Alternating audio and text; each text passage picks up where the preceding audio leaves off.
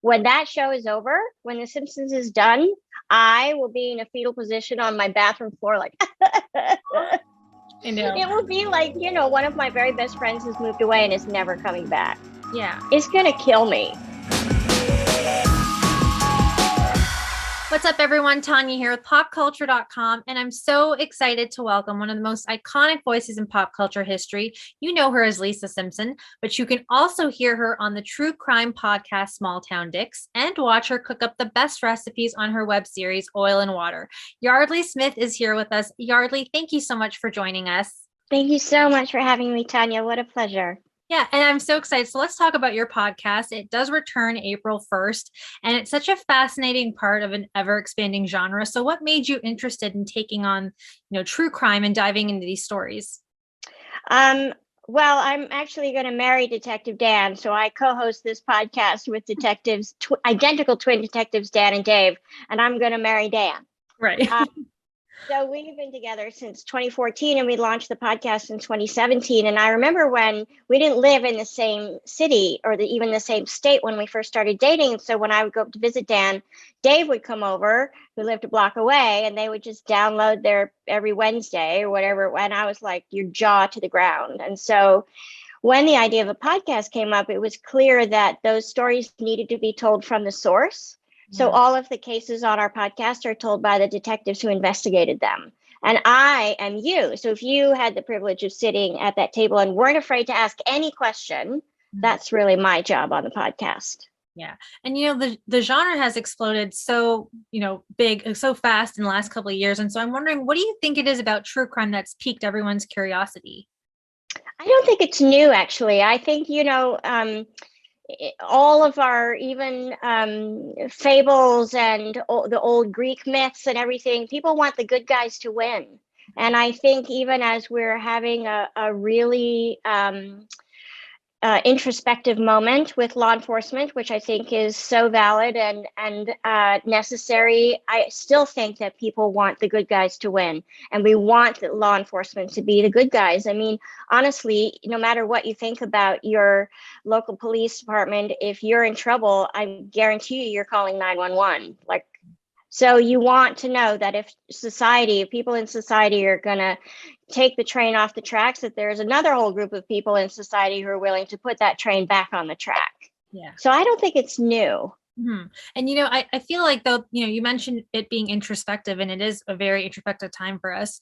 Has that, has doing the podcast with the two detectives kind of changed your perception of, cops and the system, policing in general?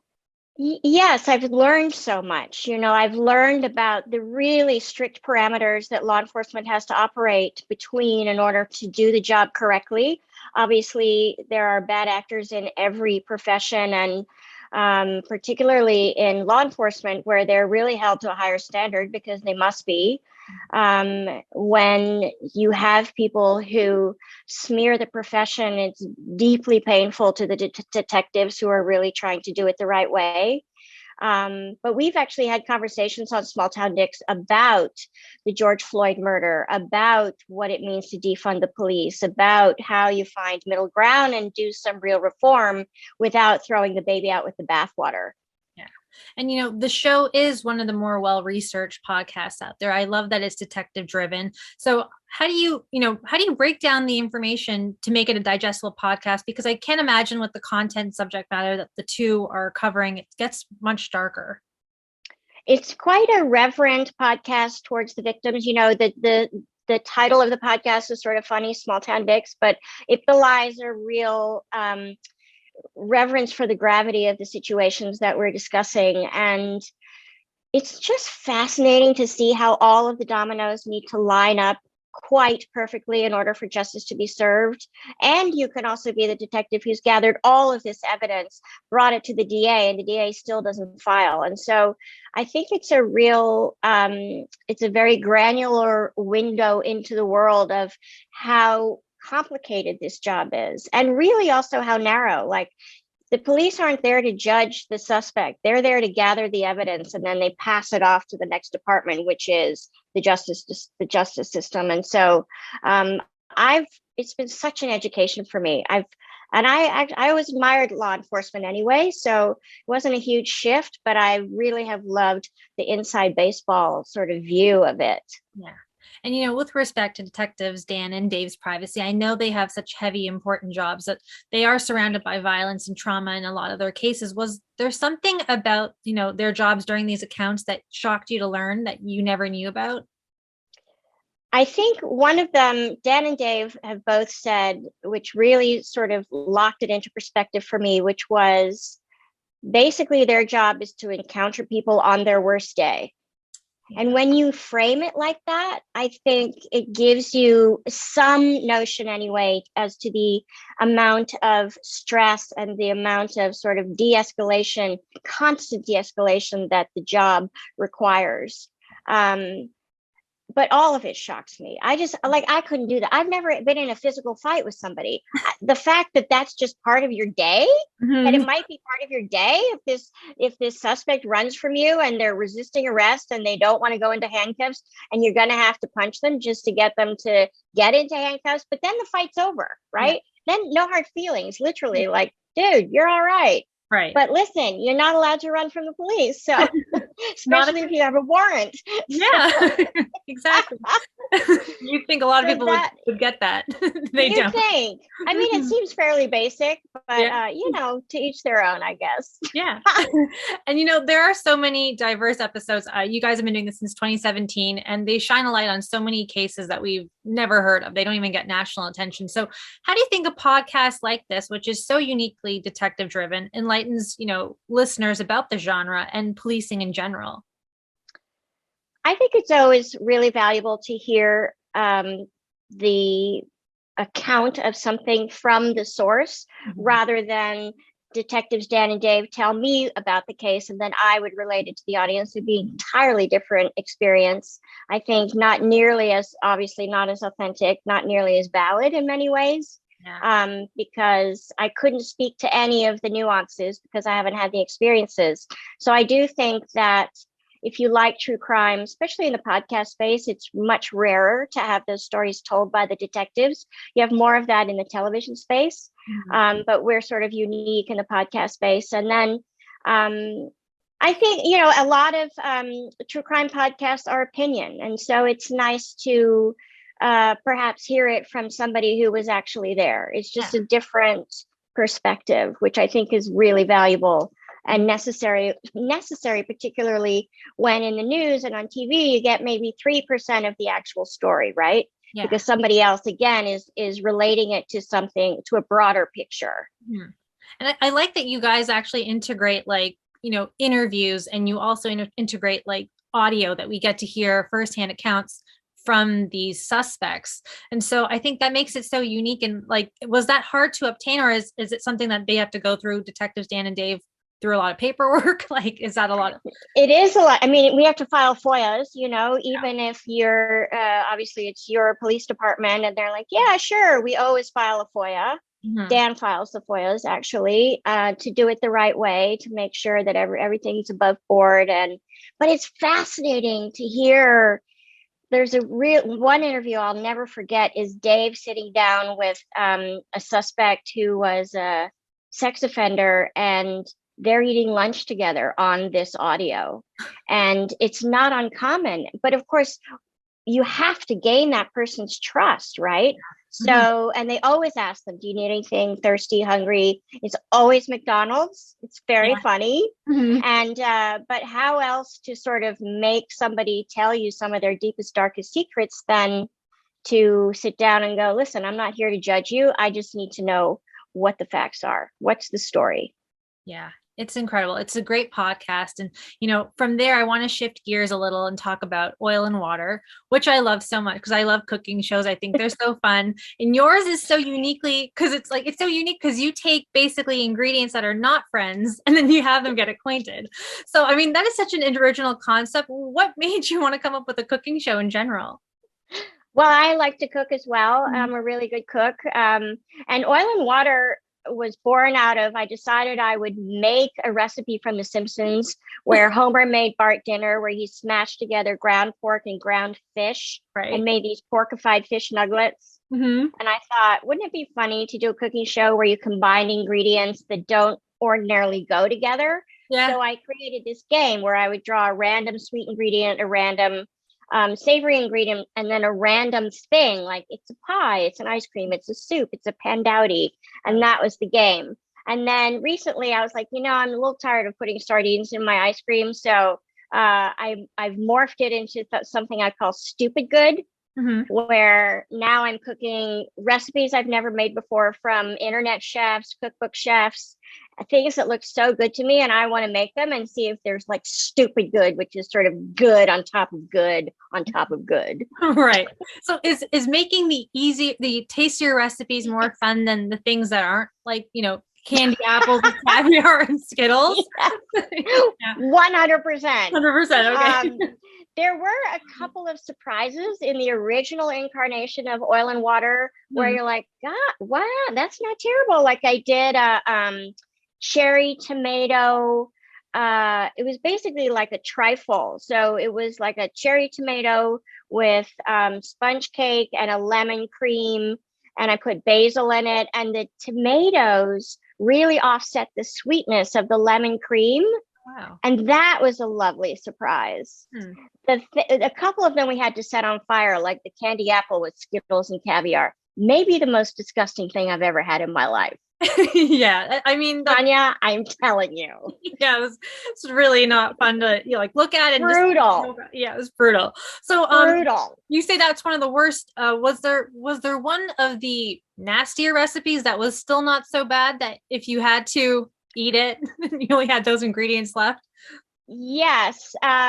I did a recipe where I had to, I remember like taking anchovies and putting them into something sweet, like I want to say like a pie filling or something. I can't quite remember, but I remember that so Alison Roman has a recipe where she takes all these anchovies and she cooks them forever and they basically melt, right? So they no longer taste fishy. And I'm like, all right, Allison, don't fail me now. I'm going to take these anchovies, I'm going to cook them to death in hopes that they don't so ruin this pie filling.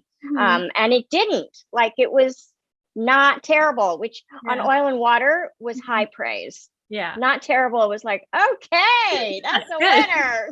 Yeah.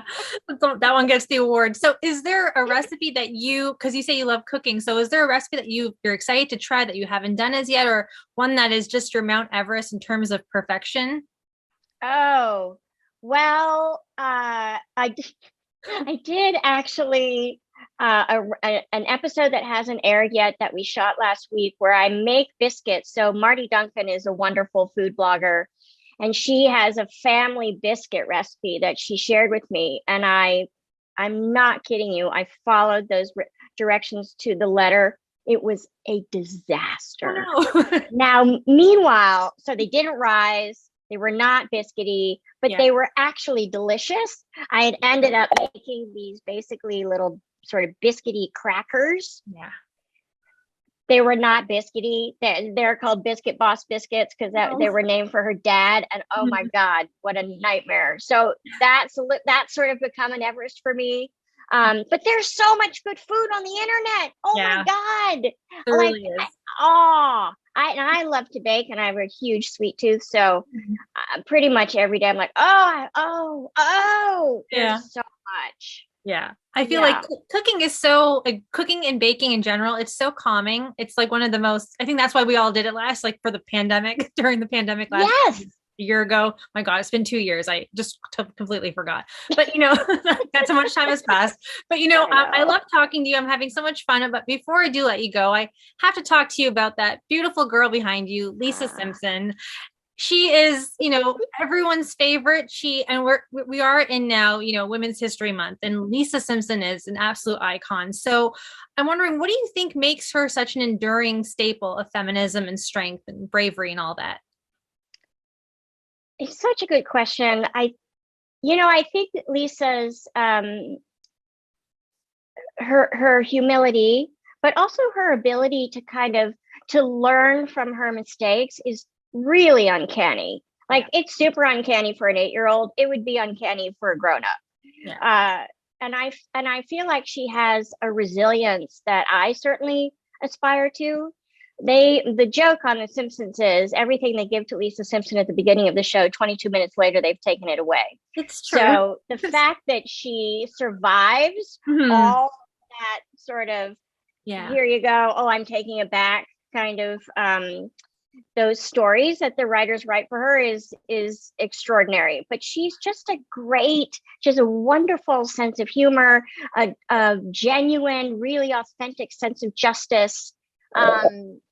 I think the things that she gets behind, she really believes in. And then if she becomes disillusioned, then she calls that out. Like, she's just this warrior. She doesn't seem to, even if she frets over something, ultimately she's down for doing the right thing. Yeah. And, you've been playing her now for more than 30 years. Is there anything that you've learned about yourself through her? I think I've learned more from her and less about myself. Again, like she's really taught me grace, I think, and a resilience, although I'm still not nearly as resilient as she is. I admire her kindness and try to emulate that.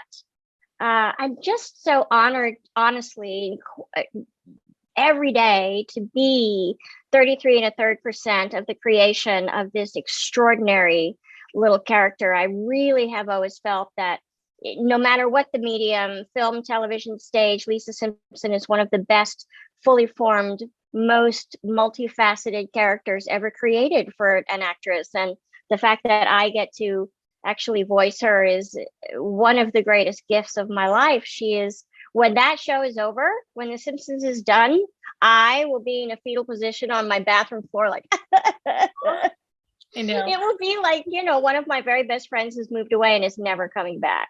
Yeah. It's going to kill me.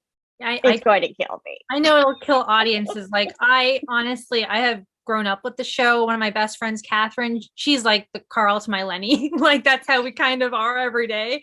And so, like, that's the thing. Like, how does it feel knowing all these fans and they're new users, new watchers, like everybody's watching, they're following because of streaming. How does that feel knowing that this show will survive, like Omega Man, Homer Simpson? Like, like it's a lot. It's a lot. It's such a privilege. I honestly, and I never take it for granted. When somebody comes up to me and says, this is what Lisa Simpson has meant to me, this is how she got me through a hard time, this is how she inspired me, I'm always surprised, because I never leave the house going, well, let's see how Lisa Simpson inspired the world today. I'm always deeply grateful that somebody who has never met me is willing to come up and share that experience with me. And so the fact that the show will live on, like, not only because we're the longest running scripted television show in US history now by long shot, but I think we're so culturally relevant still, and all the predictions and all the I don't think you'll ever have another show like it. Yeah. At least not in our lifetime. Yeah, I don't think so either. And, lastly, how do you think Lisa would be celebrating Women's History Month? Oh my God, I feel like Lisa Simpson, she probably, wear, it's Women's History Month, celebrate the women in your life, little t-shirt to school every day over her little red strapless dress. Maybe she'd wear a sash like, beauty queens. I think that she probably would. She'd definitely have a lot of log entries about it's, Women's History Month. I think, she might stage a parade. Lisa Simpson would be all about it. She would be so honored. Maybe she'd run for president, even though she's only 8. She can do it. I'm sure she would be able to do a great job with it. Yeardley, thank you so much. It has been an absolute pleasure and so much fun talking to you. I appreciate your time. For more on Yeardley, guys, and Small Town Dicks, Oil and Water, and The Simpsons, head to popculture.com for the latest.